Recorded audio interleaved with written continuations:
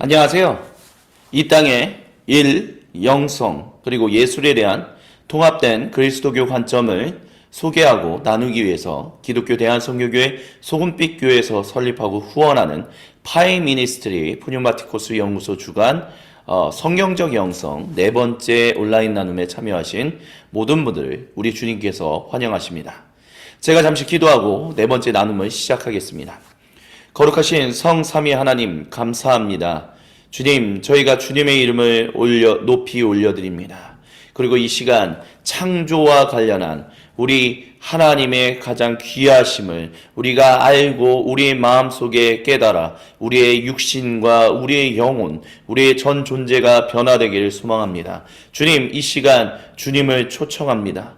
감히 초청할 수 없는 저희가 주님의 이름으로 우리 주님을 초청하오니 주여 당신의 이름을 기억하사 우리를 불쌍히 여겨 주옵시고 우리가 주님과 함께 동행하며 살아갈 수 있도록 함께하여 주옵소서. 1997년 캐나다 밴쿠버에 위치한 리젠트 칼리지에서 유진 피터스 목사님이 나누었던 이 성경적 영성을 2023년 저희가 함께 나누오니 주여 이 주제가 우리 모두에게 유익이 되고 있음을 믿습니다. 주여 우리를 빚어 주시옵소서. 주님은 우리의 토기장이시고 우리는 당신의 진흙입니다. 주님께 모든 영광과 감사와 찬양을 올려드리며 우리 주 살아계신 그리스도 예수님의 이름으로 기도드립니다. 아멘. 저는 지난 세 번째 시간에 창조와 관련해서 경이로움의 주제에 대해서 함께 이야기를 나누었습니다.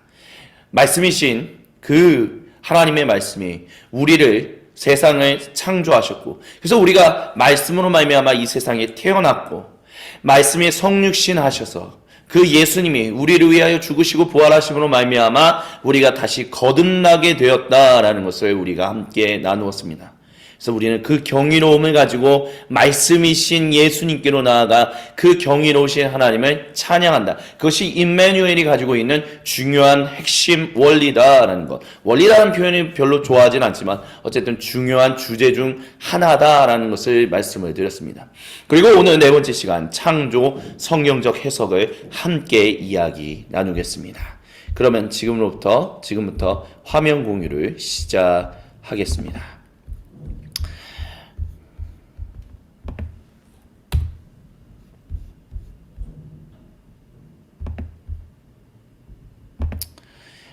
그래서 오늘 성경적 영성 네 번째 시간은 창조 성경적 해석입니다.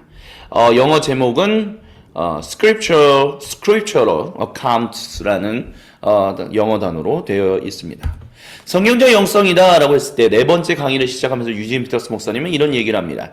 저는 이 수업을 진행하면서 항상 동일하게 생각하는 것이 있는데 그것은 그리스도교가 다루는 영성이 바로 성경에서 시작해야 한다라는 것입니다.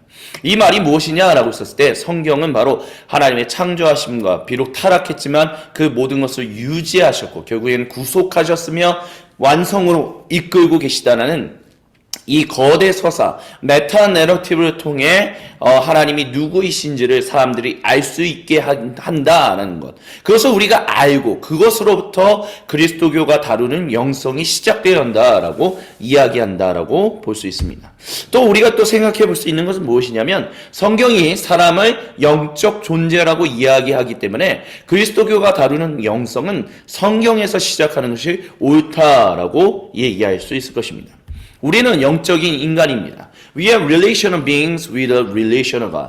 영적 인간이라는 말의 뜻의 중요한 핵심은 바로 우리가 관계적인 존재다라는 것입니다. 영적으로 어떤 초자원적인 능력, 어떤 그런 말씀을 들을 수 있거나 어떤 그런 초자연적인 은사를 가진 것이 영적 인간이다라는 것을 얘기하는 것이 아니라 우리가 관계적인 하나님과 함께 근데 그 관계적인 하나님이 어떤 분이에요? 인격적인 하나님이시다는 거죠. 언약의 바탕을 둔. 그래서 앤드류 라이트나 유진 피터스 목사님 같은 경우는 이 유대인 배경에 유대 그리스도교 배경에 가장 중요한 성경의 핵심은 바로 언약과 또한 성전이다라고 이야기합니다. 그런 것처럼 그게 무엇이냐? 하나님의 관계적인 인격적인 관계, 하나님이 그 언약의 바탕을 두고 우리와 관계를 맺으신다는 거예요. 그래서 우리는 하나님의 형상으로 창조되었는데 우리는 그렇기 때문에 관계적인 존재, 그것이 바로 영적 인간, 유대 그리스도교 배경의 성경이 얘기하는 성경적 영성이보다 우리가 그런 관계적인 존재로서 영적 인간이다. 그런 사람들이 바로 하나님의 형상으로 창조되었고 그렇게 구속되었다라고 얘기한다라는 것을 우리는 잊지 말아야 할 것입니다. 그것이 유진 피터스 목사님이 얘기하는 영적 인간이라는 주제의 핵심입니다. 그리고 그 영적 인간의 원형이 바로 프로토타입이 바로 예수님이십니다. 왜냐하면 그분이 인간으로서 오셔서 그분이 세례자 요한, 인간이었던 세례자 요한에게 물 세례, 즉 정교 예식을 받았을 때 성령님이 그에게 임했고 하늘로부터 이는 내가 사랑하는 아들이다, 내가 그를 좋아한다 라는 말씀이 울려 퍼졌기 때문입니다. 그렇기 때문에 우리는 예수님을 통해서 진정으로 하나님과 참된 관계적 존재가 되는 것이 무엇인가라는 것을 온전하게 깨닫게 됩니다. 예수님이 그것을 완전히 보여주신 분이며 또한 모든 하나님의 백성인 성도들로 하여금 영적인 인간으로서 하나님과 관계적인 존재로서 살아갈 수 있게 인도하시고 바꾸시며 형성해 가시는 분이 바로 예수님이기 때문에 우리는 영적 인간의 원형, 즉 관계적인 존재로서의 진정한 인간의 원모습을 예수님을 통해서 발견할 수 있다라고 얘기할 수 있습니다. 그리고 그 예수님이 바로 캐리그마, 즉 말씀 선포를 통해서 우리에게 알려주셨다라는 것이죠. 목사님들이 설교하든 장로님들이 설교하든 주의 공동체 예배 아니면 주중에 있는 기도회들 가운데서 선포되는 주님의 말씀, 그건 인간의 이야기가 아닙니다. 물론 인간의 해석과 인간의 어떤 공부와 뭐 여러 가지 것들 그것을 통해서 하나님이 일하시지만 결국에는 그 모든 것을 통하여 하나님이 누구이신지를 드러내시기 때문에 그걸 다른 말로 한다면 계시라고 말씀을 드렸죠. 그렇기 때문에 이 말씀 선포를 통해서 우리는 하나님이 누구이신지 그리고 그 하나님과 진정으로 친밀한 새 언약의 관계 가운데서 관계적인 존재로서 영적인 인간으로서 살아가게 만든다라는 것이죠. 그런데 그 계시가 바로 예수님이다라고 유진 피터스 목사님은 얘기한다는 것입니다. 그래서 성경에 드러난 하나님의 계시와 관련해서 유진 피터스 목사님은 이런 얘기를 합니다. 제가 왜 성경에 하나님의 자기 드러내심, 즉 계시가 나타나 있다라고 여러분께 말씀드릴 수 있을까요? 그것은 구약과 신약 성경 모두가 하나님의 자기 드러내심이신 아들 예수님에 대해서 이야기를 맞추고 있기 때문입니다 라고 얘기합니다. 그러면서 유진 피터스 목사님은 이렇게 얘기해요. 하나님께서 스스로를 아들 그리스도 예수님 안에서 드러내셨습니다. 그리고 우리는 예수님 안에서 하나님께서 누구이신지를 완전히 알 수 있다라고 합니다. 그것을 정확하게 얘기한 것이 바로 사도 요한이다라는 것이죠. 근데 단순히 사도 요한만 그 얘기한 게 아니라 결국 신약 성경의 모든 저자들은 다 그런 얘기를 했어요. 그래서 우리는 그 복음으로 말미암아 선포된 복음, 그래서 드러난 하나님의 자기 드러내심, 그 계시 안에서 즉 예수님, 그 예수님 안에서 성령님을 통하여 아버지 하나님과 친밀한 인격적인 언약의 관계, 새 언약의 관계를 맺는데 그러므로 인해서 그것이 어떻게 됐어요? 1세기에 유대인 배경의 그리스도인들 뿐만이 아니라 이방인 배경의 그리스도인들까지 하나 되게 했다라는 것을 우리는 알게 됩니다. 그래서 하나님 나라 복음은 예수님 안에서 한 가족이 되었다는 것이 매우 중요합니다. Brothers and sisters in Christ. 오랜 세월 동안 특별히 미국 성결주의 운동으로부터 시작되어서 오순절과 순복음, 그래서 은사주의와 연결돼서 흘러나온, 요즘도 에즈버리 신학교에서 최근에 굉장히 열정적인 부흥 운동이 다시 일어나고 있다고 하죠. 그래서 많은 사람들이 거기에 방문합니다. 근데 그런 영적 운동의 핵심은 무엇이냐면 내가 회심하는 거예요. 내 마음이 바뀌는 거예요. 죄인에서 의인이 되는 거예요. 이런 것들이 하나님과 나의 개인적인 것에 보다 더 초점을 맞출 때가 많습니다. 하지만 중요한 것은 초대교회에서의 복음은, 하나님 나라 복음은 함께 하나 되었다라는 것이 중요합니다. 물론 미국의 성교 운동으로부터 오순절 운동, 그리고 순복음 계열, 은사주의, 그리고 오늘날의 에즈버리 신학교에서 일어나는 대부흥까지 주님 안에서 한 가족이 되었다는 것을 무시하지 않습니다. 그런데 중요한 핵심은 무엇이냐면 그것을 조금 자기도 모르게 약화해서 얘기하게 되는 경우들이 생긴다는 거예요. 그게 무엇이냐면 인종과 족속과 모든 성별을 초월하여 나이의 높고 낮음, 늙고 젊은, 그리고 지위의 높고 낮음을 모든 것을 초월하여 예수님 안에서 아버지 하나님과 친밀한 인격적인 언약의 관계를 맺은 단일 가족을 만들었다. 그게 하나님 나라 복음이다라는 것입니다. 그것이 바로 N.T. 라이트 목사님이 선포하는 초대 교회가 믿었던 복음, 예수님이 전했고 사도들이 믿어서 확신했던 그 복음이다라고 이야기합니다. 근데 우리는 그것을 놓칠 때가 굉장히 많다라는 것이죠. 하지만 그것에 대해서 우리는 다시 한번 복음 가운데로 들어가야 합니다. 인종과 민족과 모든 것을 초월하여 예수님은 구세주다라고 고백하는 이들이 한 하나님의 한 단일 가족, 영적 이스라엘이 되어서 하나님 세상을 섬기는 왕들, 제사장들, 청지기들로서 살아가게 되는 것, 이것이 진정한 복음이다라는 거예요. 영성이 그렇기 때문에 개인적인 변화와 개인적인 성숙과 개인적인 어떤 영적 성숙에만 초점을 맞출 수 없어요. 그럼 그거는 18세기 이후에 미국 선교 운동으로부터 흘러나온 그런 흐름 가운데서 얘기하는 영성입니다. 그것이 틀렸다라는 얘기를 하는 거 아니에요. 하지만 중요한 것은 그 영성의 흐름에는 청지기들로서 살아가는 것이 무엇인지, 제사장들로서 살아가는 것이 무엇인지, 왕들로서 살아가는 것이 무엇인지, 즉 주님의 몸된 공동체로서 살아가는 것이 무엇인지에 대해서 생각보다 지금 이 순간까지 꽤 오랜 시간 동안 그것을 얘기해 오지 못하고 있습니다. 실제로 그래 왔다는 거야. 아니, 우리는 얘기해 왔어요. 근데 중요한 것은 많이 약화돼서 많은 성도님들로 하여금 공동체가 무엇인지, 왕들로서, 제사장들로서, 청지기들로서, 사회에서, 세상에서 빛과 소금으로서 살아가는 것이 무엇인지에 대해서 정확하게 말씀을 선언하지 못할 때가 많았다라는 것이 우리가 현재 마주하고 있는 지난 200년의 결과입니다. 그렇기 때문에 우리는 초대교회가 선언했던, 예수님이 선언했던 그 복음을 다시 한번 기억해야 할 필요가 있습니다. 그리고 여기서 우리는 우리 스스로를 도전해야 합니다. 참으로 안타깝지만 우리나라의 외국에서 박사학위를 하고 오신 분들 중에는 지금 N.T. 라이트 목사님이 제가 말씀을 드렸던 이런 새 관점이라고 얘기하는, 물론 학문적인 그런 얘기긴 하지만 그런 성경에 대한 새로운, 근데 새롭다기보다는 우리가 다시 온전히 그렇다고 해서 그 전에 잘못 봤다라는 것은 아니지만 조금 간과하고 있었던 것들을 이제는 간과하지 말아야 한다라고 얘기했던 그런 관점의 이야기들. 그래서 굉장히 그것이 서구 그리스도교라든지 영미권의 그리스도교의 굉장히 특별히 초기 복음주의와 관련해서 복음주의와 연관해서 굉장히 많이 이야기되고 있는데, 그것을 공부해 오신 학자분들, 목사님들이든 교수님들은 그런 얘기를 하는 분들이 별로 없어요. 그리고 그런 것들을 실제로 학교에서 배운 목사님들 일도 교회 가면 그런 얘기 싹 뺍니다. 왜 안 하시는지 아마 여러 가지 이유들이 있을 겁니다.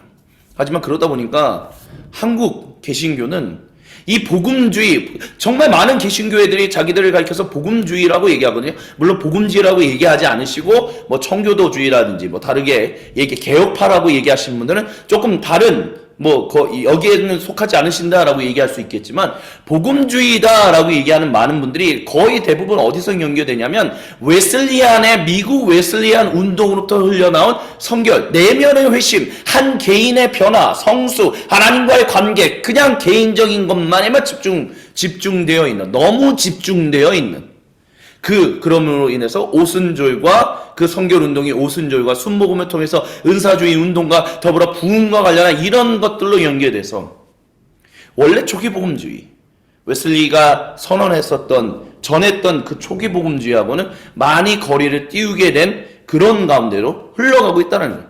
근데 지금 영미권은 이런 성결운동, 이런 미국권의 성결운동이 놓쳤던 원래 웨슬리, 초기 복음주의자였던 웨슬리가 선언했던 그 하나님 나라 복음, 그래서 보통 사회 성결 이런 얘기들을 하거든요. 그 부분을 조금 많이 놓쳤었다. 이거를 어떻게 다시 재통합할 수 있을까? 이런 관심으로서 이제 다시 통합하자라는 관점으로 이제 많은 이야기들 펼쳐나가고 있거든요. 근데 정작 그거를 배우고 있는 분들이, 아니 그것을 실제로 박사학위까지 하고 온 분들이 생각보다 그런 얘기들을 교회에서 하지 못한다라는 것입니다. 그게 안타깝다라는 거죠. 근데 이것을 그러다 보니까 많은 목사님들이 이런 얘기를 하면 뭔가 이상하다. 많은 성도님들이 이게 좀 이상하다 이렇게 생각을 해요. 하지만 그렇지 않다라는 것을 우리가 좀 성경을 통해서 기억해 볼 필요가 있습니다. 그에 대해서 예시 빌레몬서에 대해서 이야기를 좀 하고자 합니다.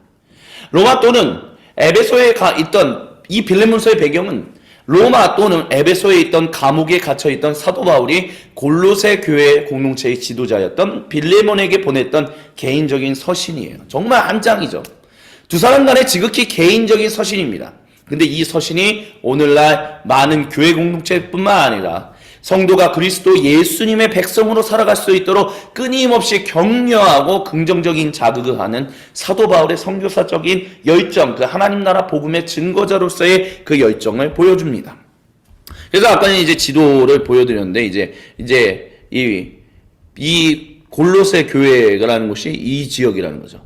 그래서 아마 로마에 갇혀 있든지 아니면 빌립보 지역에 에베소에 갇혀서 있을 수 있었는데 여기서 골로새 교회의 그 지도자였던 빌레몬에게 보낸 개인적인 서신이다라는 거예요. 근데 왜 그 개인적인 서신이 그러니까 성경으로 많은 성도님들이 그것을 이제 받아들이게 되었는가, 정경이 되었는가? 그 안에 담겨 있는 중요한 핵심이 있기 때문에 그래요.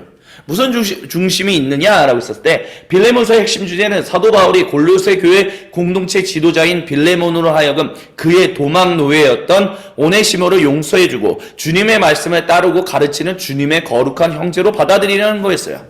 받아달라는 요청이었죠. 그런데 빌레몬서는 단지 사도 바울의 요청뿐만 아니라 그가 빌레몬에게 취하는 그 요청의 방식에 있어서도 매우 중요한 서신이에요. 무슨 얘기냐? 먼저 사도 바울이 이 개인적인 서신을 기록한 곳이 어디인가라고 했었을 때 오늘날 많은 성경학자들은 로마가 아닌 에베소일 가능성이 높다라고 얘기합니다. 이에 반해 이제 오랫동안 한국교회 성도님들은 주로 로마에서 이제 기록되었을 가능성이 높다라고 여겼죠. 근데 엔트라이트 목사님은 이런 얘기를 해요. 뭐라고 얘기하냐면 저는 바울이 가까운 장래에 빌레몬을 방문하고 싶다라는 생각을 밝힌 것이 그가 에베소에 있었다라고 보는 것이 타당하다라고 만드는 근거라고 생각합니다. 라고 얘기를 해요. 이게 왜 그렇게 중요하냐고 하면 로마에 이제 갇혀있는 감옥에서 했다면 이것은 이제 3차 전도 여행을 끝내고 모든 헌금을 가지고 예루살렘 교회에 방문했다가 원래 스페인으로 가려고 하는 그 계획이 이제 여러 가지 사도행전을 보면 그가 고발당하고 그런 분으로 인해서 결국은 잡히고 그래서 몇 년은 이제 예루살렘 그 근처 가이사랴에 있는 그 로마의 백부장이라기보다는 그 지도자의 그 감옥에 있다가 이제 로마의 황제에게 직접 탄원서를 써서 로마로 이제 압송돼서 거기 있었던 이제 로마에 있는 감옥에서 이제 재판을 받으려고 하는 장면에서 이제 사도행전이 끝났는데 많은 한국교회 성도님들은 이제 그 최종장에 로마에 갇혀 있었던 사도 바울이 빌레몬에게 편지를 보낸 거 아니겠냐 이제 그렇게 생각했다는 거야. 하지만 엔티라이트라든지 많은 오늘날의 이제 21세기 성경학자들은 그렇지 않고 이제 중간에 이제 사도행전 중간에 제2차 전도여행이든 그때 이제 잠시 에베소에 이제 감옥에 갇힌 적이 있었는데 아마 그때 이제 빌레몬에게 편지를 보낸 것이 아니겠냐 이렇게 본다는 거예요. 그 이유가 이제 이거다라는 거죠. 만약 그가 에베소에 갇혀 있었다면 골로새에 살고 있던 빌레몬을 방문하기가 쉽고 자연스러운 일이었기 때문이다 라고 생각한다는 거죠. 그래서 바울이 가이사랴에서 이제 방금 전에 말씀드렸던 것처럼 모든 전도 여행을 끝나고 예루살렘으로 헌금을 드리러 갔다가 고발로 인해서 동료 유대인의 고발로 인해서 가이사랴에 그 이후에 가이사랴에서 감옥에 갇혀 있을 때에는 로마에 갈 계획을 세우고 있었기 때문에 골로새를 방문하는 일은 그 여정의 일부가 될 수 없었고 또는 로마에서 가택 연금되어 있던 동안에는 계속해서 스페인으로 가고자 하는 소망을 지니고 있었기 때문에 아마 에베소에 있지 않았겠냐 이렇게 본다는 거죠.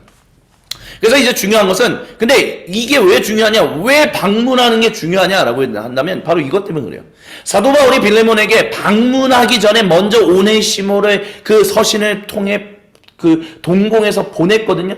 근데 오네시모는 빌레몬으로부터 도망한 도망노예예요. 돌아가면 빌레몬이 물론 잘 대해주면 다시 그의 지위가 복권될 수는 있지만 도망노예는 결국에는 주인에게 손해를 끼친 거거든요. 자기의 부재가 주인인 빌레몬에게 손해를 끼친 거예요. 그렇기 때문에 주인은 돌아온 오네시모를 뭐 채찍질을 하든 뭐 아니면 잡아 가두든 아니면 목숨을 잃게 하든 그 손해 본 것에 대해서 처벌할 수 있는 권리가 있었어요.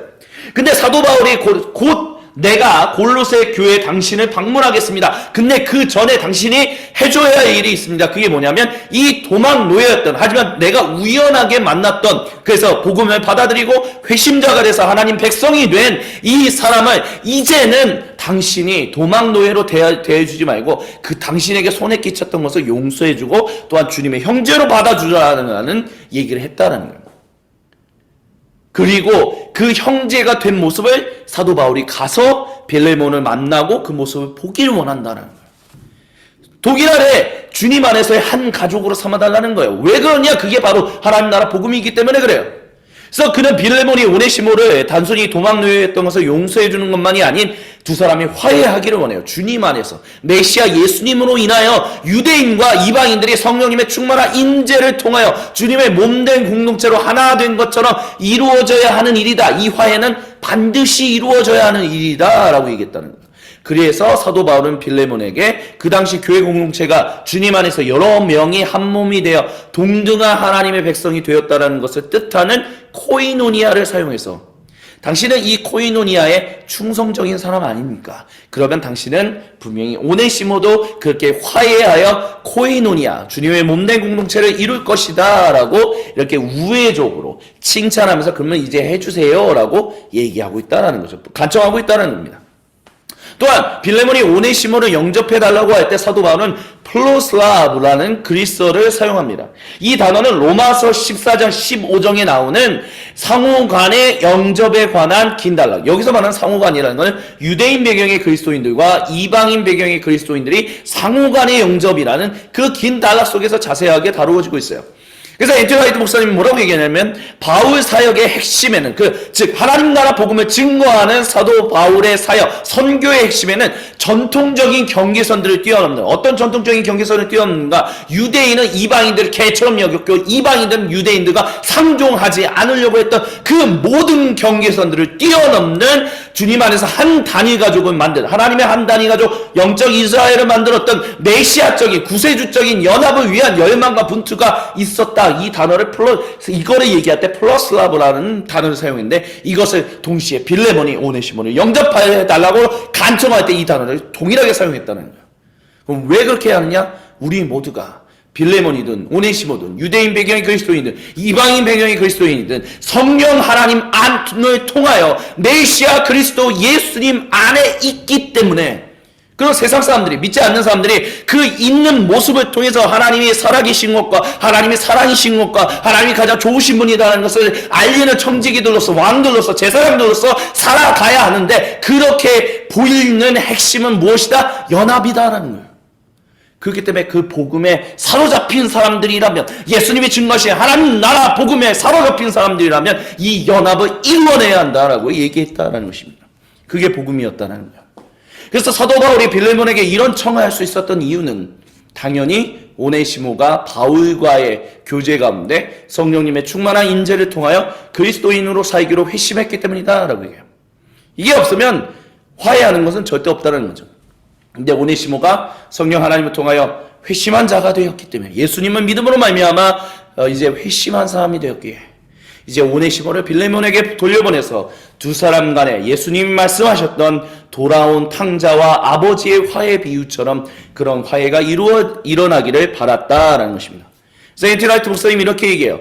빌레몬에 대한 이런 사도 바울의 세 가지 요청은 이런 것들이랍니다. 첫째, 오네시모가 여전히 노예로서 미천하지만 그리스도 안에서 화해한 형제로 다시 받아들이고 처벌하지 말아달라. 둘째, 그를, 즉 오네시모를 다시 사도 바울에게 보내주어 자신을 돕게 해라. 그리고 셋째, 그렇게 할 때 당연히 도망노예였던 오네시모를 해방하여 자유민이 되게 하라 라고 했다는 거죠. 세인트 화이트 목사님이 이렇게 얘기해요. 제가 옳다면 바울은 빌레몬 그리고 오네시모에게 성경적 서사 내에서 생각하여 그들 자신을 당시에도 진행 중인 이 창조, 타락, 구속, 완성이라는 메타 내러티브 성경 드라마 안에서의 배우들로 여기고서 그들 이전에 그들을 사로잡고 있던 이교적인 하나님 백성 아니었던 사고방식을 이제는 성경의 토대를 둔 갱신된 사고로 그 생각으로 바꾸도록 가르치고 있다는 거예요. 그래서 빌레몬에 대한 바울의 요청은 기존인 사회적 관계를 접목시키는 것이었다는 거예요. 이게 영성이 되어야 한다는 것입니다. 그래서 사도 바울은 이와 같은 요청을 예수님의 뒤를 따라 간접적인 접근법을 통해 빌레몬에게 전했으며 이를 가리켜서 전복의 영성이다라고 subversive spirituality라고 얘기할 수 있을 것입니다. 유진 피터스 목사님은 거룩한 그루터기라는 책에서 이렇게 얘기했어요. 예수님은 간접적인 접근의 대가였습니다. 비유들은 전복적인 성격을 가지고 있죠. 그분의 과장법은 간접성을 지니고 있습니다. 거기에는 상식에 도전하는 터무니없는 속성이 있지만 나중에 깨달음이 옵니다 라고 얘기해요. 그래서 이런 화해는 바로 메시아 즉 구세주 예수님 안에서 사도 바울이나 골로새 교회 공동체 지도자인 빌레몬이나 그의 노예였던 오네시모 모두가 새로운 피조물이 되었기 때문에 가능한 것이다 라고 얘기하고 있습니다. 로마 제국 내에서 이들이 가지고 있었던 모든 사회적 신분은 이제 메시아 예수님께서 행하신 일, 십자가에서 죽으시고 아빠 하나님으로 말미암아 부활하신 복음 안에서 아무런 역할을 감당하지 못합니다. 오네시모는 이전에는 주인 빌레몬에게 손해를 끼친 무익한 아무런 useless한 존재였지만 이제 메시아 예수님 안에서 그와 사도 바울 더 나아가 주님의 몸된 공동체까지 유익한 존재가 되었다라고 얘기합니다.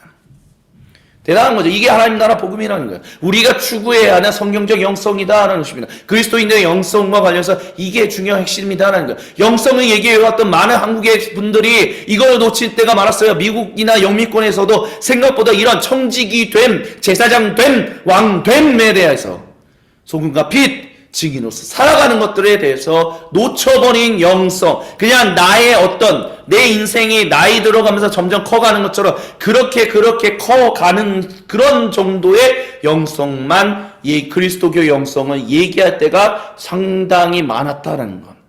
그게 잘못됐다는 것이 아니라 그것이 증인됨, 왕됨, 청지기됨, 제사장됨에 대한 중요한 핵심의 그 하나님 나라 복음을 놓치고 간과할 때가 있었기 때문에 이제는 이 복음의 바탕을 둔 성경의 바탕을 둔 진정한 그리스도교 영성 가운데 이제는 우리가 들어가야 할 필요가 있다라고 말씀드리고 있다라는 것입니다. 그리고 이걸 위해서는 사도 바울이 가지고 있었던 거룩한 상상력, holy imagination이 필요합니다. 수천 년 전의 사람과 지금의 우리가 즉 2000년 전에 살았던 사도 바울과 빌레몬과 오네시모가 가지고 있었던 그것과 오늘 2000년 후에 우리가 동일하게 한 가족이다. 하나님 안에서 한 영적 백성 즉 영적 이스라엘이다 라는 것을 이해하는 데는 이런 거룩한 상상력이 필요하다라고 얘기할 수 있습니다. 다시 한번 기억하십시오. 삼위일체 안드레이 루블로프라는 분이 이 그림을 그렸다라고 얘기합니다.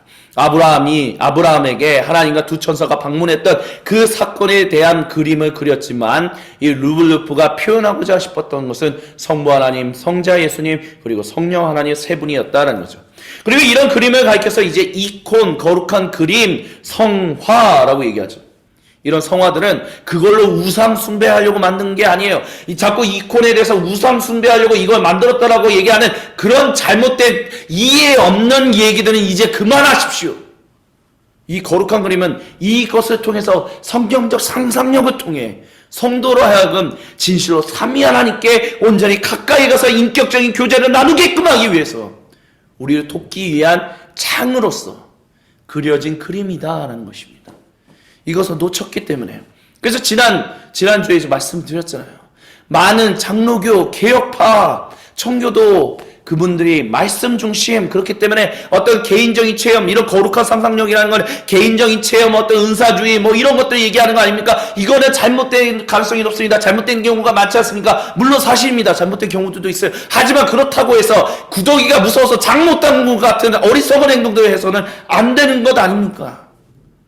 왜냐하면 이런 모든 것들이, 이런 상상력이 결국으로 하여금 말씀이신 성육, 세상을 창조하신 하나님의 말씀, 세상을 구원하시기 위하여 이 땅에 성육신하신 예수님께로 그분이 전하신 캐리그마로 집중하게끔 만들기 때문에, 그렇기 때문에 이것이 잘못됐다라고 얘기하는 것은 굉장히 우리가 다시 한번 생각해 볼 필요가 있다라는 것을 우리가 좀 다시 한번 유념해야 할 것입니다.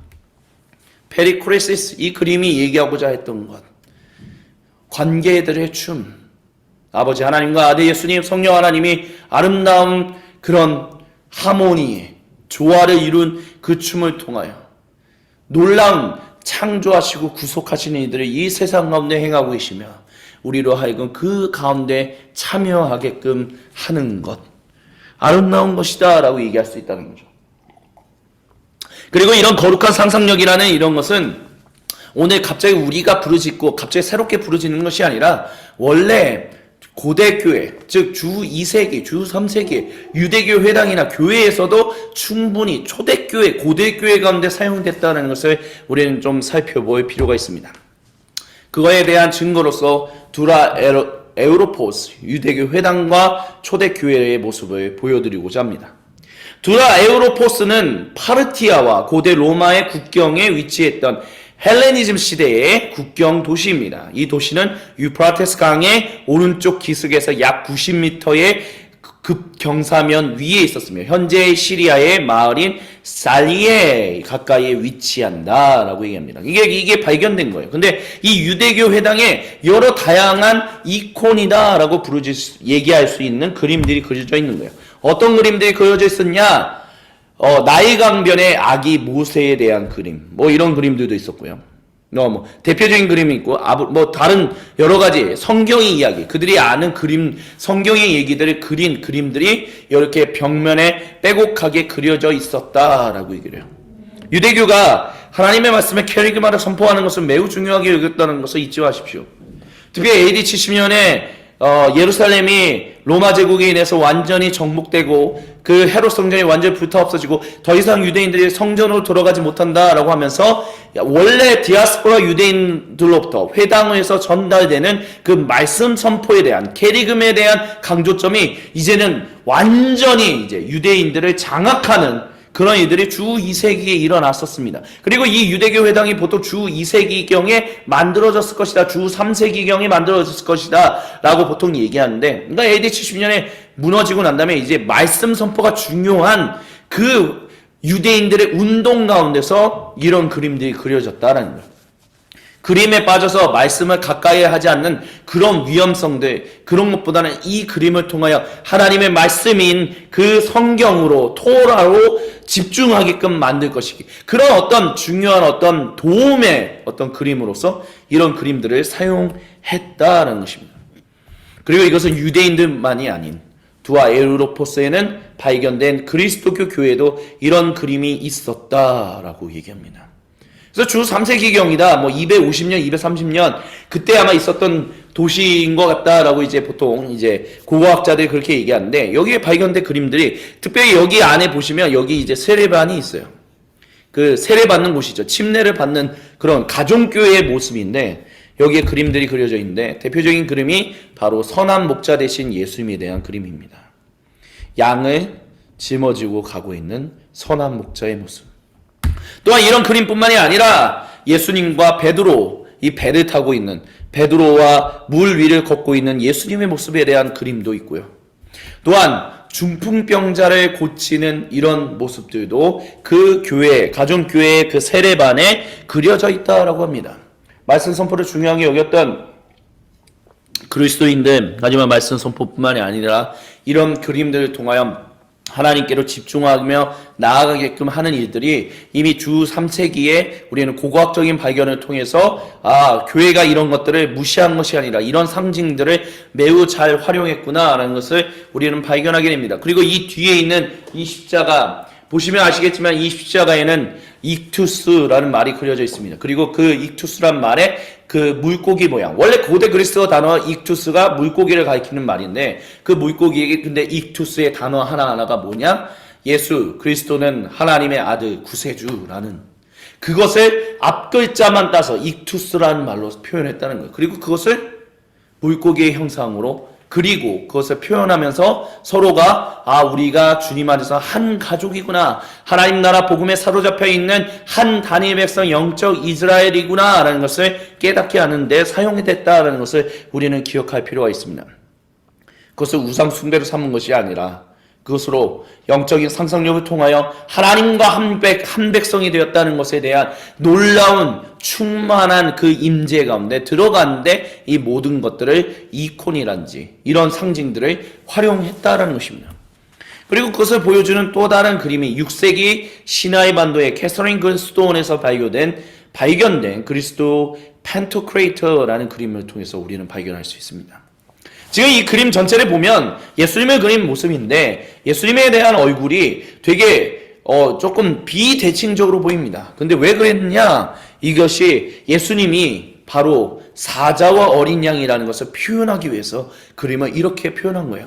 그 성경 말씀 계시록에 표현되어 있는 예수님은 사자와 어린 양이라는 것을 사람들에게 분명하게 확 와닿게끔 하기 위해서 성령님만을 통해서 그들이 거룩한 상상력을 통해서 하나님이 그들에게 부여하신 창조성과 재능과 달란트를 통해서 이런 그림들을 그려냈다는 것이다. 그래서 먼저 오른쪽 모습을 보면 분노하시는, 심판하시는 사자로서의 그리스도의 모습이 절반 그려져 있습니다. 하지만 그 반대편인 왼쪽은 어린 양이신, 우리를 품으시고 우리를 사랑하시는 그리스도, 거룩하신, 우리가 보통 믿는 예수님은 사랑이십니다 라는 그 그림이, 그 모습이 그려져 있다는 것이죠. 근데 이게 합쳐져서 우리가 잊지 말아야 할 것은 우리를 사랑하시는 예수님은, 구세주는 우리를 또한 심판하실 분이며 우리를 심판하시는 분은 또한 우리를 품으시는 사자와 어린 양이다라는 것을 이 그림을 통해서 표현했다는 거죠. 이 그림을 통해서 예수님 그러니까 우상 숭배하자 이런 게 아니라 말씀을 가까이 하지 말자, 그 왜 절하고 거기에만 우리가 신앙의 생활을 몰두하자 이런 것으로 이런 그림을 그린 것이 아니라 이 그림을 통하여 요한계시록에 표현되어 있는 사자와 어린 양이라는 복음 전체의 창조, 타락, 구속, 완성의 그 메타 내러티브를 완성해 가고 계시는 놀라운 구세주 예수님을 바라보게 하는, 그것을 돕는 진정한 창구로서 이 성화를 그렸다는 것입니다. 거룩한 상상력을 불러일으키기 위해서 그들에게 부여한 거룩한 상상력을 통하여 이 화가는 이런 이콘을 그렸다라는 것입니다.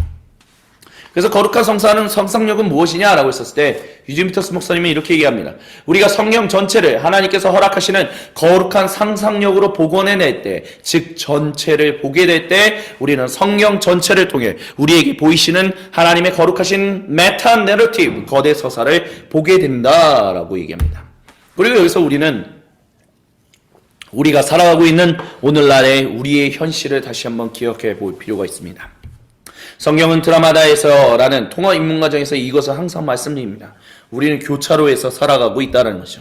서구의 이야기, 우리가 비록 동양권인 대한민국에서 Far Eastern Country라고 얘기하는 대한민국에서 살아가고 있지만 우리는 이미 우리 사회의 많은 부분이 서구화되어 있습니다. 그 서구의 이야기는 후기 근대성으로 붕괴되어 들어가는 근대성이라고 얘기했어요. 근대성이라는 게 뭐다? 다시 한번 짧게, 물론 제가 정의내리는 것이 근대성의 전체는 아닙니다. 하지만 제가 말씀드리는 여기서의 근대성의 짧은 요약은 무엇이다? 우리가 우리의 이성으로, 우리의 정신으로 알지 못하는 것들은 존재하지 않는다라기보다는 그것이 설사 있다 할지라도 우리에게 큰 유익이 되지 못한다라고 얘기했던 것이 바로 근대성이에요. 그렇기 때문에 이 근대성 가운데서 그리스도교가 얘기했던 그런 어떤 영적인 초자연적인 이야기들은 결국에는 통할 수 있는 그 언저리가 없었습니다. 하지만 근대성이 결국에는 이런 인간 정신의 중요함, 인간의 어떤 도덕성 이런 것들을 중요하게 여기면, 이렇게 되면 우리는 이것이 고취되는 모든 사람들이 모이는 사회는, 근대성이 충만한 사회 가운데 들어가게 되면 우리는 유토피아를 이룰 수 있다라고 했던 것들이 결국에는 1차, 2차 그리고 그런 세계대전들을 통하여 그렇지 않다라는 것을 마주하게 되고 이 근대성이 붕괴되기 시작했어요. 단순히 인간의 정신만으로, 인간의 도덕성만으로, 인간의 행위만으로 그것이 바로 인간이다라고 얘기할 수 있는 것이 아니라 인간은 또한 스피리추얼한 부분이 있다는 것, 스피리추얼 빙이라는 것을 기억할 필요가 있다라고 하면서 뉴에이지적인 운동, 요가 운동, 그런 명상 운동을 통하여 참된 나를 찾아가는 어떤 그런 운동들이 시작됐다라는 거죠. 그래서 후기 근대성은 그런 종교적인 어떤 영적인 부분에 다시 관심이 되살아나는 시기다라고 얘기할 수 있어요. 그래서 이런 어떤 정신, 인간의 어떤 집단 지성, 집단 정신 이런 것들에 대해서 그 효용성에 대해서 의구심을 품었던 이들이 이제 각 개인이 가지고 있는 이야기들을 서로 존중하며 나의 이야기, 내 인생의 이야기는 이렇고 당신의 인생의 이야기는 이러니 우리 서로 다르지만 서로 존중하고 우리 서로 위해주며 함께 더불어 살아갑시다. 이런 어떤 생각으로 사람들이 살아가는 것이 바로 후기 근대성이다 라고 이제 얘기할 수 있어요. 그게 서구 이야기다라는 거예요. 근데 중요한 것은 그렇게 얘기하는데 정작 오랜 세월 동안 서구에서 그들의 정신과 그들의 삶을 이끌어왔던 그리스도교의 이야기는 완전히 거부하고 배제하는, 배제뿐만이 아니라 배척하고자 하는 일들도 일어난다라는 얘기를 했어요. 그런 가운데서 우리는 성경적 이야기, 이 이야기로 다시 한번 집중할 필요가 있다는 거예요. 창조, 타락, 구속, 그리고 완성이라는 이 이야기 말입니다. 왜 그러냐? 성경은 드라마다에서 뭐라고 얘기했어요? 우리는 평생 결국에는 어느 이야기, 나만의 개인적인 고유한 다른 데서 얻을 수 없는 나만의 오직 나로부터만 새롭게 창출된 그런 얘기는 없다는 거예요. 모든 개인은 언제나 형성되면서 누군가의 이야기, 어떤 이야기에 의해서 형성되기 때문이다라는 것입니다. 그래서 성경은 드라마다 페이지 22페이지에서는 이런 얘기를 해요. 우리 삶에서 일어난 사건의 의미를 이해하려면 세상에 대한 큰 이야기를 알아야 한다라고 얘기합니다. 그렇기 때문에 메타 내러티브에 대해서 그런 존재성에 대해서 의구심을 품는 후기 근대성이라는 것 자체가 결국에는 한계에 부딪힐 수밖에 없다라는 것을 우리는 기억해야 하며 이런 거대 서사의 중요성을 다시 한번 기억해야 한다라고 얘기를 해요. 왜냐하면 이 보편적인 역사의 의미를 알려주기 때문에요. 그 안에 우리 각자의 인생이 자리 잡기 때문이다라고 얘기한다는 거죠. 레슬리 뉴비긴에 대해서 잠시 예를 잠깐 드리고자 합니다. 다원주의 사회에서의 복음. 레슬리 뉴비긴은 굉장히 오랜 시간 동안 인도에서 선교사로 활동하다가 1950년에서 아마 제 기억으로는 1970년대에 다시 이제 영국 선교사였어요. 영국으로 이제 선교 사역을 마치고 인도에서의 선교 사역을 마치고 1970년대에 다시 영국으로 돌아갔습니다. 한 20년 동안 한 20여 년 가까이 이제 거기 인도 땅에서 선교 사역을 하셨던 걸로 제가 기억하고 있습니다. 근데 그분이 선교사로 파송됐을 당시의 영국은 하나님 나라, 그러니까 굉장히 교회가 굉장히 뭐라고 할까요? 사람도 많고, 우리가 보통 쉽게 말하는, 교회 성도님도 많고, 서포터도 잘하고, 굉장히 교회적인, 하나님 복음에 사로잡혀 있는 어떤 그런 사회였다면, 그가 20여 년의 선교 사역을 마치고 돌아간 영국은, 그가 마주했던 영국은 굉장히 다원주의화된, 즉, 기독교의 한 이야기만, 메타 내러티브만 이 영국 사회를 형성하고 있는 게 아니라, 여러 다양한, 힌두교적인 이야기, 또는 시크교적인 이야기, 무슬림의 이야기, 불교의 이야기, 무신론적인 이야기가 이제는 영국 사회 전체를 그 근간을 구성하고 있는 것들을 봤다라는 거예요. 그 가운데서 우리는 하나님 나라 복음은 어떻게 증거해야 할 것인가 라는 부분에 있어서 레슬리 뉴비기는 우리는 이제 이것이 오직 유일한 공적 진리라는 것을 분명히 알아야 하지만 그것을 다시 한번 이야기할 때가 되었다. 그 전에는 이것은 당연히 많은 사람들에게 하나님 나라 복음, 성경의 이야기는 많은 사람들을 위한 공적 진리를 제공하는 것이다라고 당연스럽게 인식하는 시대 가운데 살았지만 지금 다원주의화된 사회, 후기 기독교 사회에 들어간 그 사회에서는 더 이상 하나님 나라 이야기는, 더 이상 복음은 많은 사람들에게 당연스럽게 받아들여지는 공적 진리가 아닌 이제는 이것이 다시 한번 우리의 삶을 온전한 방향으로, 온전한 인간으로, 온전한 사회로 형성시켜주는 참 진리다라는, 참된 이야기다라는 것을 우리가 다시 한번 강조해야 할 시대를 마주했다라고 레슬리 뉴비기는 이야기했습니다. 그러면서 엔티 라이트는 이런 얘기를 해요. 그리스도교의 목적은 세상 전체에 대한 한 이야기를 제공하는 것이다 라고요. 그것이 공적 진리다라고 얘기합니다. 많은 오랜 시간 동안 서구권에서도, 그리고 그 서구권의 영향을 받은 우리나라에서도 정교는 분리되어야 한다라고 이야기합니다. 근데 우리가 마주하고 있는 것은 어떤가요? 그것이 정교가 분리되는 것이 가능하다라고 보이는 세상 가운데 살고 있습니까?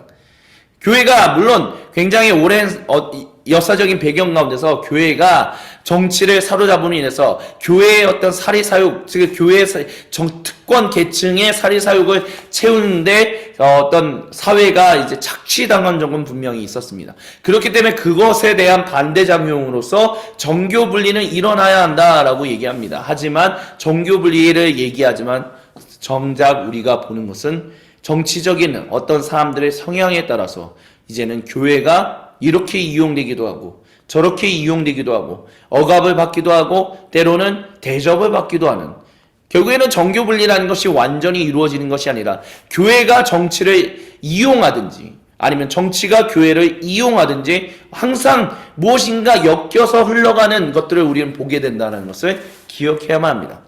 한마디로 말씀드린다면 완벽한 정교분리라는 것은 가능하지 않다는 것을 기억해야 한다는 것입니다. 그렇다면 그리스도교가 전하는 것은 그거는 너희의 사적인 믿음, 그러니까 교회에서만 그 얘기를 전해라는 것으로 국한시킬 수 없다는 거예요. 왜요? 무신론자들이 얘기하는 것은 자기들의 사적 공간에서만 그 무신론적인 얘기를 하는 것이 아니라 결국은 그것을 사회로 끄집어 나와서 그것이 사회의 중요한 어떤 정책 영향에 푸시를 하는 중요한 동기부여로서 활용되기 때문에 그래요. 오늘날에 이제 그리스도교에서 항상 지키려고 하는 동성애적인 그런 부분들, 그래서 우리가 보통 얘기하는 차별금지법이라든지 이것을 제정해야 하느냐 철폐해야 하느냐 이것과 관련해서 그리스도교의 이야기와 그 반대점에 서 있는 사람들의 이야기가 서로 영향을 주고받습니다. 그거는 당신의 사적 영역에서만 이야기하십시오. 우리의 사적 영역에서만 얘기하십시오. 사회에서는 그냥 이런저런 얘기 다 받아주십시다. 그게 가능합니까? 그런 게 지금까지 우리가 마주하고 있는 사회입니까? 그렇지 않다는 것을 보잖아요. 결국에는 그들이 얘기하고 있는 차별금지법을 제정하고자 하는 사람들의 이야기에, 그들의 이야기는 결국에는 사회에 영향을 줘서 공적인 사회에 그와 같은 결과물을 만들어내기 위해서 결국에는 이들의 어떤 믿음이, 신념이 그 정치의 영역에 영향을 주는, 공적인 생활에 영향을 주는 것들을 보게 됩니다. 참고로 무신론은 믿음이 없는 것을 얘기하는 게 아니에요. 무신론도 믿음이에요. 신념입니다. 유신론도 믿음이고 신이 있다라는 믿음, 신념. 무신론은 신이 없다라는 믿음, 신념. 신념이라는 게 믿음이라는 거죠. 마치 무신론자들은 자기가 믿음이 없다라고 얘기한다면 그거는 자기 스스로를 속이고 있다라고 얘기할 수밖에 없어요. 무신론자들은 자기가 갖고 있는 믿음, 그런 신적인 믿음. 그래서 동성애적인 어떤 차별금지법에 대한 제정함으로 해서 이제 차별이 없게 하자는 것은 인간에 대한 어떤 믿음이 그들 가운데 있는 거예요. 그냥 어떤 지적인 활용으로 인하여 지적인 작용을 해서 이럴 것이다, 이럴 것이다, 이럴 것이다. 근데 중요한 것은요, 동성애다라고 얘기하는, 동성애적인 경향이다라고 얘기하는 거에 있어서 통일된 얘기들은 하나도 없습니다. 그 교회가 얘기하는 건 소수의 얘기고, 이런 어렸을 때부터 동성애적인 경향이 있어요. 근데 모든 사람들이 그 얘기에 동의하진 않잖아요.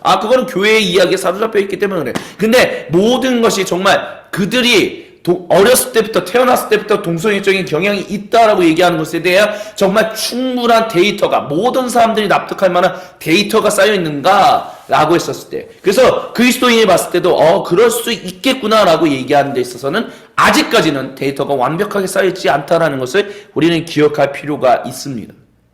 그러니까 그들도 몇 가지의, 한두 가지의 데이터를 가지고 충분히 검증돼서, 완전히 검증된, 꽤 오랜 시간 동안 검증된 그런 데이터를 가지고 동성애적인 경향이 어렸을 때부터 있을 거야 라고 얘기하지 않는다는 거예요. 거기에는 자기들의 믿음과 자기들의 신념이 들어간다는 거죠. 그리고 그것을 공적인 사회에 영향을 끼쳐서 그런 법이 제정되게 하려고 하고, 교회도 마찬가지로 그렇게 한다라는 것이죠.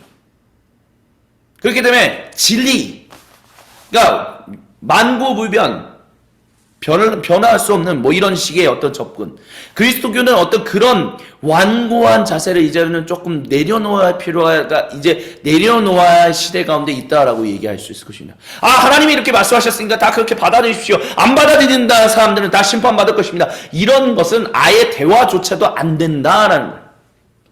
대화를 하려면 그들 가운데도 신념이 있고 우리 가운데도 신념이 있고, 물론 이것은 우리에게 진리이지만 당신들에게는 그것을 진리로 받아들이지 않겠죠. 하지만 이것을 우리가 얘기할 때 이것이 주는 유익이 당신들이 말하는 그 신념으로부터 나온 유익보다 더 좋은 면들이 있습니다라는 것을 이제는 대화를 통해서, 인생을 통해서 설득하고 알려야 할 시대 가운데 우리가 놓였다라고 해야 할 것입니다.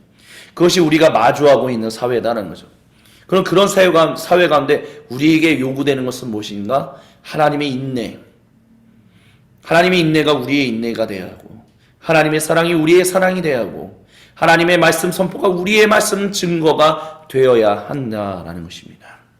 우리가 하나님보다 앞서지 않기 위해서, 그렇기 때문에 우리가 영적인 정말 하나님과의 관계에 친밀한 관계를 맺고 있는 복음의 진리, 그 증거자들로서, 증인으로서 세상 가운데 이 진리, 이 세상의 이야기, 세상 전체에 대한 한 이야기를 제공하는 데 있어서는 우리의 영적인 성숙은 반드시 필요할 수밖에 없을 것이고 필수적이라는 거죠. 그렇기 때문에 결국에는 우리의 영성은 깊어져야 한다는 것을 얘기할 수밖에 없다는 것을 기억할 필요가 있을 것입니다. 예수님이 우리에게 선물로 오셨습니다. 이 세상 가운데. 그래서 그것을 가리켜서 우리는 the greatest gift, 가장 최고의 선물이다 라고 얘기했죠. 유진 피터스 목사님은 이렇게 얘기했습니다. 하나님은 예수님을 우리에게 선물로 보내셨습니다. 그리스도인들은 아들 예수님께서 이 땅에 계셨던 성경의 이야기를 통해 오늘 살아계신 하나님을 느끼며 하나님께서 진실로 살아계시다는 것과 우리를 위하여 좋고 즉 선한 일을 행하시는 분임을 믿게 됩니다 라고 얘기합니다. 그게 바로 임마누엘인 거죠. 우리에게 선물로 오신 분, 세상을 심판하고자 오신 분이 아닌 세상을 다시 구속하시기 위하여, 계속해서 구속하시기 위하여 이 땅에 가장 helpless, 정말 도움이 필요한 아기의 모습으로 오신 분, 아기로 태어나신 분, 그분이 바로 세상을 창조하시고 우리가 이 땅에 태어나게 하신 하나님의 말씀이다라는 것입니다. 그 하나님 말씀이 세상을 어떻게 대하고 있다라는 것을 우리가 기억해야 한다는 거죠. 그리고 그렇게 우리는 빚어져 가야 한다는 거예요. 그걸 지금 계속해서 말씀드리는 것입니다. 그것을 위해서 우리에게 필요한 것이 거룩한 상상력이다라는 것이죠. 근데 우리가 기억할 것은 거룩한 상상력과 판타지는 다르다는 거예요. 그래서 뭐라고 얘기하냐면 이런 얘기를 했어요. 이거는 어떤 분이 이런 얘기를 했습니다. Imagination is the experience that one has when they deal with reality, or how they deal with reality, while fantasy is an unrealistic byproduct of that imagination. 판타지는 사람들로 하여금 그들이 살아가는 현실을 잊어버리게 하고 그 현실에서 도피하게 만든다라고 합니다. 하지만 거룩한 상상력은 우리로 하여금 이 현실을 외면하고 부정하게 만들지 않는다라고 얘기합니다. 그렇기 때문에 imagination은 끝이 없다는 거죠. Imagination is the experience that one has when they deal with reality, or how they deal with reality, while fantasy is an unrealistic byproduct of that imagination이다라고 한다는 것이죠. 유진 피터스 목사님이 이런 얘기를 해요. 판타지를 우리는 배제해야 한다라고 합니다. 우리는 현실을 잊어버리게 하고 아들 예수님께서 하신 일, 그분을 통해서 세상을 새롭게 하시는 이 하나님의 일을 잊어버리고 외면하게 만드는 상상들을 판타지라고 명명해야 한다라고 합니다. 그리고 외면해야 한다라고 해요. 그리고 이 판타지가 바로 고대 교회가 마주했던, 초대교회 때부터 마주했던 이단, 영지주의다라고 우리가 다음 주에 이야기를 나누게 될 것입니다.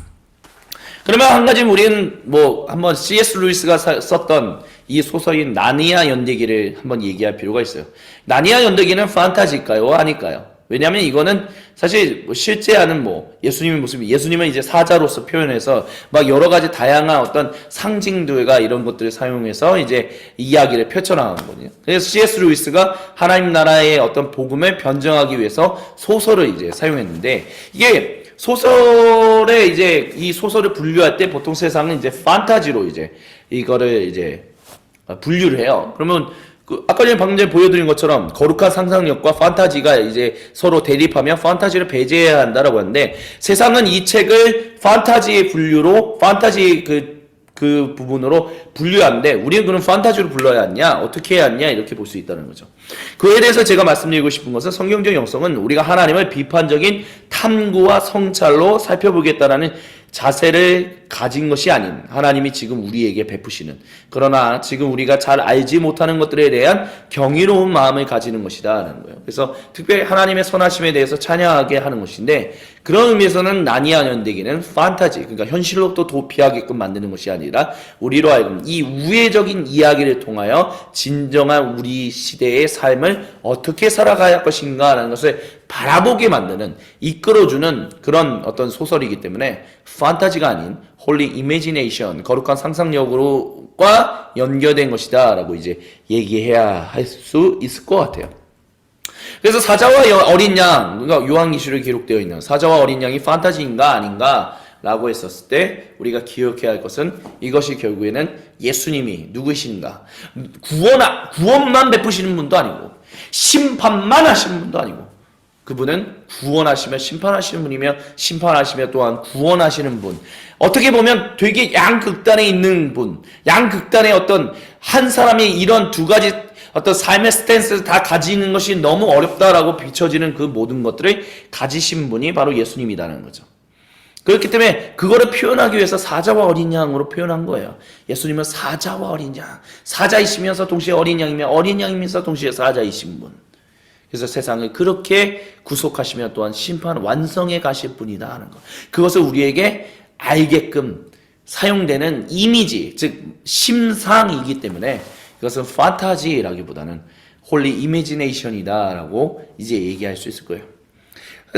기억해야 할 것은, 거룩한 상상력이라는 것은 우리로 하여금 삼위 하나님께서 이 땅에서 하고 계신 일들을 바라보게 만드는 것입니다.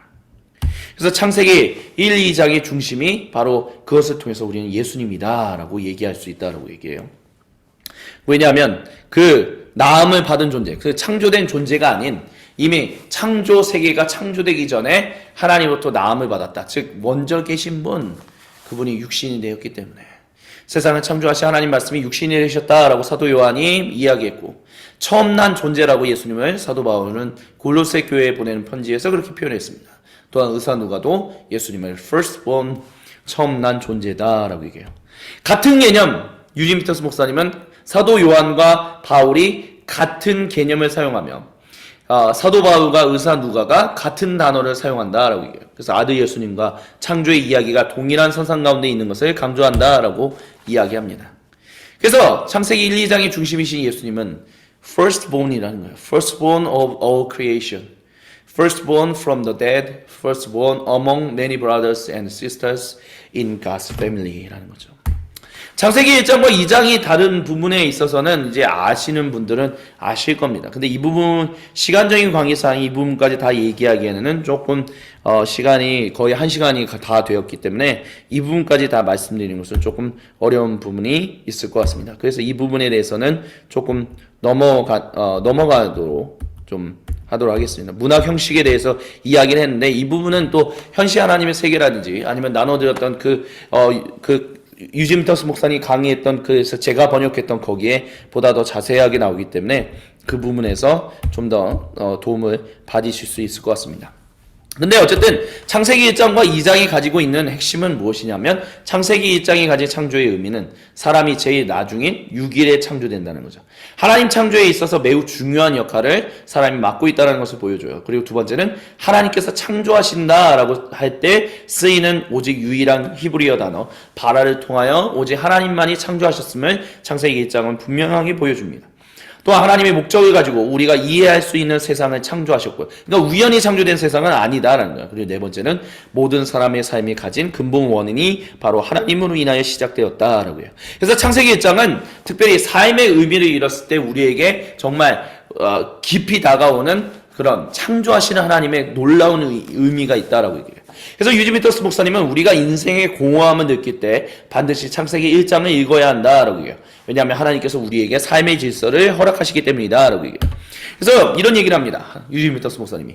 하나님께서는 혼돈 가운데서 창조를 일으키셨고 질서를 잡으셨으며 세상이 살아갈 수 있게끔 우리 모두가 태어나고 살아갈 수 있게 하셨으며 엉망진창의 일들이 있기 때문에 우리 인생에 하나님의 창조하심이 나타날 수 있고 우리가 이를 온전히 인식하는 거룩한 상상을 통하여 하나님을 향한 온전한 믿음, 즉 그분의 성품과 그분의 일하심에 온전한 신뢰심을 가지고 세상에서 경이로움을 가지고 살아가게끔 만든다라고 해요. 그래서 창세기 1장은 복음이 된다. 특별히 공허한 사람들에게 기쁜 소식이 된다라고 유지미터스 목사님은 얘기합니다. 그리고 창세기 2장은 사람의 기원에 대해서 다룬다라고 이야기를 합니다.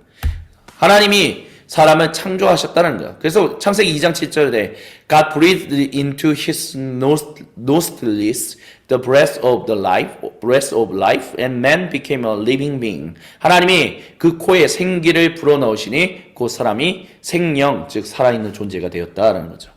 그래서 이런 창세기 2장의 저자는 참 좋은 창조 세계를 창조하신 하나님의 모습을 특별하게 등장시켜줘요. 그래서 창세기 2장의 저자는 우리가 사는 장소의 의미를 보여준다라고 합니다.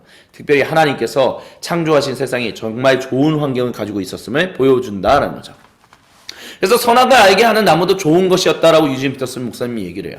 왜냐하면 선악을 알게 하는 나무의 열매를 먹지 말라는 명령은 우리가 그만큼 자유한 존재다라는 것을 가르쳐 주기 때문에요. 선악을 알게 하는 나무의 열매를 먹지 말라는 명령이 있음으로 말미암아 참된 자유, 즉 방종이 아닌 진실한 자유를 누리면서 살아갈 수 있기 때문이라는 거죠. 그리고 여기서 비교되는 것이 바로 자유와 방종입니다. Freedom means that we become so completely free of self-indulgence that we become servant of one another, expressing love in all we do.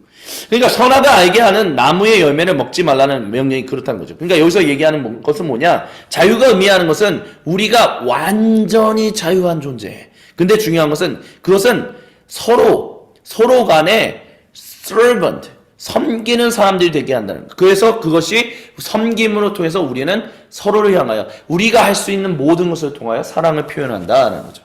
그래서 유지미터스 목사님은 창세기 2장은 공동체를 말한다라고 얘기를 해요.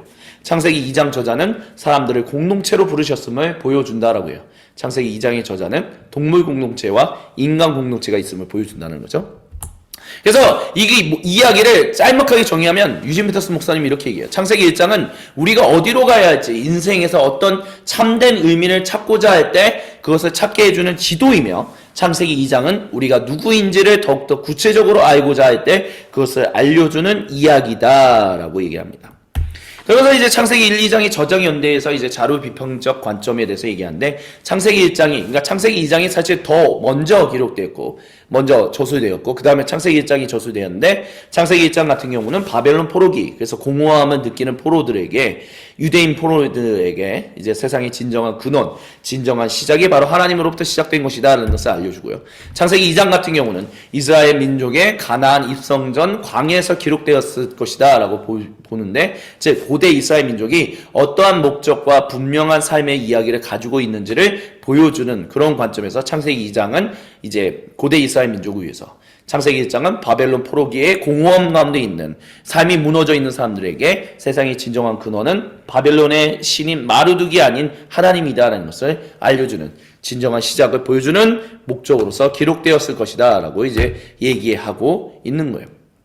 그래서 이제 뭐 편집 비평적 관점 뭐 이런 것들도 있지만 어쨌든 이런 부분들은 좀 넘어가도록 하겠습니다. 그래서 창조 이야기들이 우리에게 주는 영향들이 무엇이냐라고 했을 때 이렇게 얘기할 수 있어요. 첫 번째, 유지미터스 목사님이 이렇게 얘기합니다. 우리가 가진 창조의 이 창세기 1, 2장에 있는 창조의 이야기는 말 그대로 이야기이지 프로그램이 아니다라는 거죠.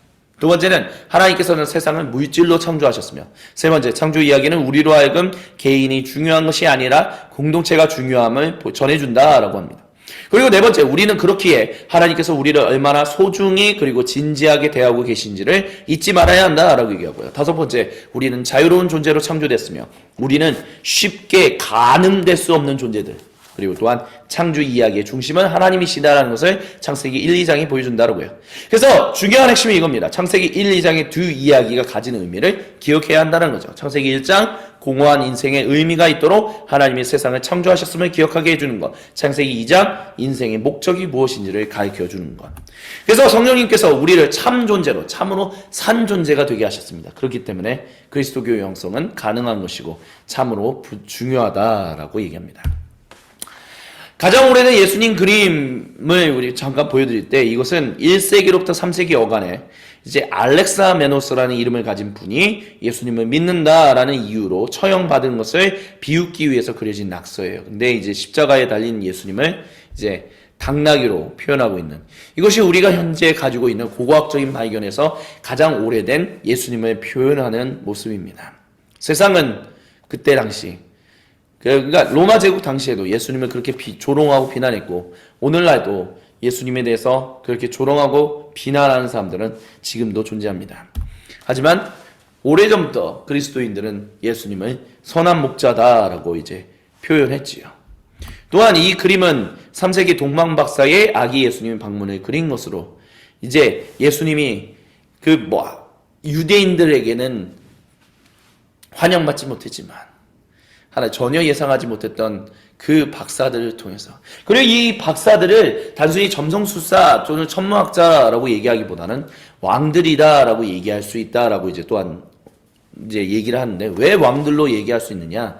이들이 왔을 때 그냥 단순한 천문학자였다면 헤롯 대제를 방문했을 때 헤롯 대제가 그렇게까지 긴장하지는 않았을 것이다. 분명히 이 세 명을 보필하는 수많은 사람들이 같이 왔기 때문에 헤롯 대제가 긴장했었던 거 아니겠느냐. 그렇기 때문에 허둥지둥하면서 예수님이 어디에, 그러니까 메시아가 어디에 태어나기로 돼 있는가, 아마 그런 일들이 일어난 것이 아닌가. 그렇다면 이 세 명은 단순히 점성수자, 서방교회, 서구 카톨릭교회가 얘기해왔던 것처럼 그냥 단순한 천문학자들이 아닌, 동방종교회가 항상 얘기해왔던 것처럼 왕들이었을 가능성이 높다, 이렇게 보는 거죠.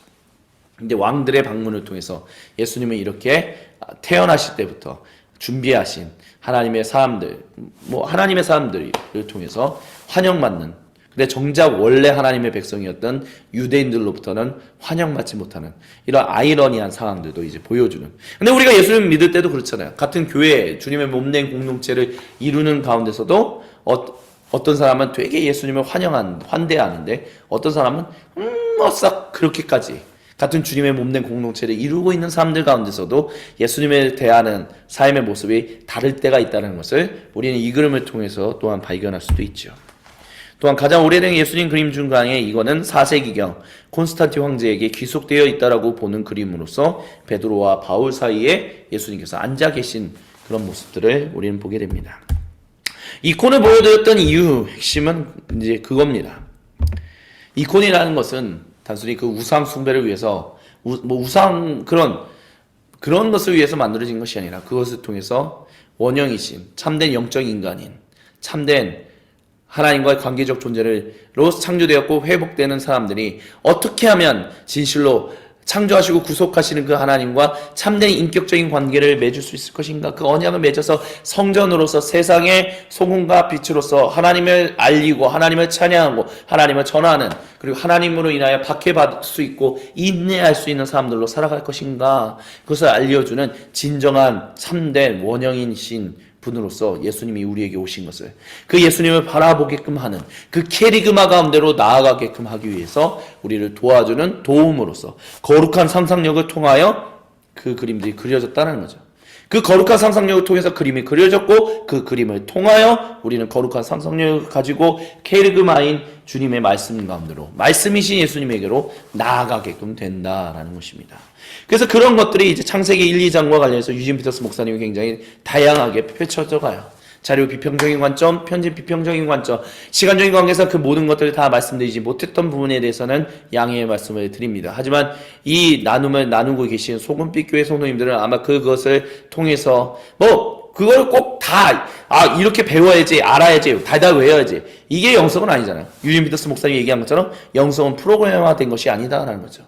기억해야 할 것은 창세기의 이야기를 통해서, 심지어 창조의 이야기조차도 창세기 1장과 창세기 2장의 저장 연대가 다름으로 말미암아. 근데 그것을 하나로 만듦으로 인해서 결국에는 우리로 하여금, 그 복음을 가진 우리로 하여금 공허한 인생 가운데 있는 우리를 위로하시고 다시 한번 삶의 의미를 주시며, 그래서 다시 힘을 얻고 삶의 의미를 가진 사람들에게, 그럼 우리는 어떠한 사람들로서 어떻게 살아가야 할 것인가, 그것을 알려주시기 위해서 하나님이 창세기 1장의 저장 연대가 다르고 창세기 2장의 저장 연대가 다르지만 그 저장 연대가 다른 그 말씀을, 창조의 이야기를 하나로 통합시킴으로 인하여 우리에게 전달하심으로 말미암아 우리로 하여금 창조하시는 하나님을 온전히 바라보게 하고 그 하나님께로 온전히 나아가게끔 하는 놀라운 일들을 행하시는 그런 것들을 이제 볼 수 있다라고 유진 피터스 목사님은 이제 자료 비평적인 관점, 편집 비평적인 관점을 통해서 창조의 이야기를 바라보면서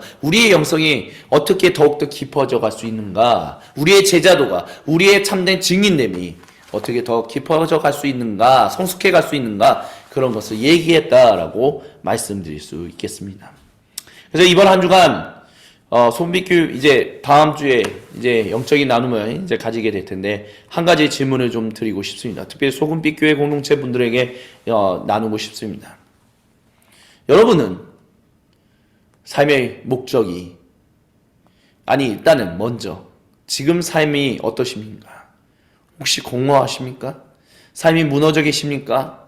어디에도 희망이 없고 나는 useless, 쓸모없는 존재다라고 혹시 인식하고 계십니까?